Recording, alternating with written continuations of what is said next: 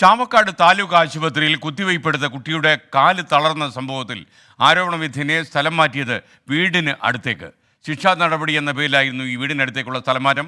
കുറ്റക്കാരനെ അധികൃതർ സഹായിക്കുകയാണെന്ന് കുട്ടിയുടെ കുടുംബം ആരോപിക്കുന്നു. ഇത് ശരിവയ്ക്കുന്ന സ്ഥലമാറ്റ ഉത്തരവിൻ്റെ പകർപ്പ് 24-ന്.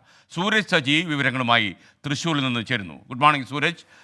ഇങ്ങനെയാണോ ഒരു സ്ഥലമാറ്റം കൊടുക്കുക?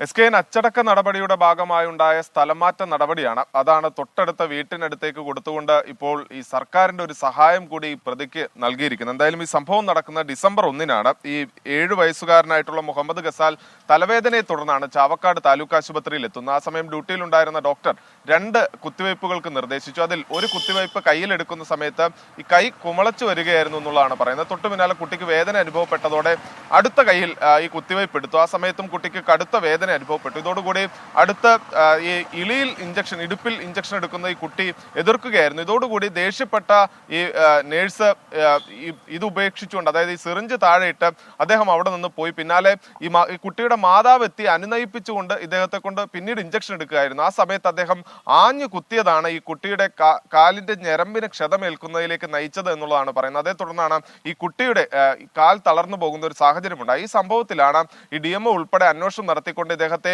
സ്ഥലം മാറ്റാൻ ഉത്തരവിട്ടത്. പോലീസ് കേസെടുക്കുകയും അന്വേഷണം ഉൾപ്പെടെ മറുതലക്കലിൽ നടക്കുകയും ചെയ്യുന്നുണ്ട്. ഈ അന്വേഷണം പോലും അട്ടിമറിക്കുന്നു എന്ന് കുടുംബത്തിന്റെ ആരോപണവും നിലനിൽക്കുന്നുണ്ട്. ആ സാഹചര്യത്തിലാണ് ഇപ്പോൾ ഈ അച്ചടക്ക നടപടിയിൽ പോലും സർക്കാർ ഈ ഉദ്യോഗസ്ഥന് അനുകൂലമായി നിലപാടെടുത്തു എന്നതിന്റെ തെളിവുകൾ പുറത്തു വരുന്നത്. ഇരിങ്ങാലക്കുട ജനറൽ ആശുപത്രിയിലേക്കാണ് ഇദ്ദേഹത്തെ സ്ഥലം മാറ്റിയിരിക്കുന്നത്. അതും വീടിന് തൊട്ടടുത്ത്, വെള്ളിക്കുളങ്ങരയാണ് ഇദ്ദേഹത്തിന്റെ വീട്. വീടിന് തൊട്ടടുത്തുള്ള ഇരിങ്ങാലക്കുട ജനറൽ ആശുപത്രിയിലേക്ക് സ്ഥലം മാറ്റിക്കൊണ്ടാണ് ഈ സർക്കാർ ഇപ്പോൾ ഈ ഉദ്യോഗസ്ഥന് അനുകൂലമായി നിലപാടെടുത്തിരിക്കുന്നത്. അതേസമയം ഈ കുഞ്ഞിനെ സംബന്ധിച്ച് ഈ ഫിസിയോതെറാപ്പി അടക്കം എല്ലാ ദിവസവും ചെയ്യേണ്ടതുണ്ട്. അതിന് പോലും ഡോക്ടർമാർ ഈ ആരോഗ്യവകുപ്പ് സൗകര്യം ഒരുക്കി കൊടുത്തിട്ടില്ല. ഇതോടുകൂടി കുടുംബം വലിയ മാനസിക ബുദ്ധിമുട്ടിലും സാമ്പത്തിക പ്രതിസന്ധിയിലുമാണുള്ളത്. SK.